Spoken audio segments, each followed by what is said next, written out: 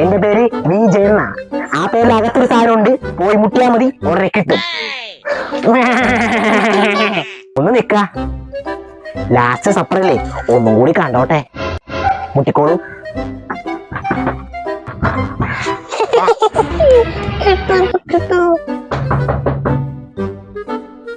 ഒരെണ്ണം കിട്ടിയത് പോരാ, നീ പോയില്ലേടാ. എഴുന്നേക്കടാ, എഴുന്നേക്കടാ, എഴുന്നേക്കടാ.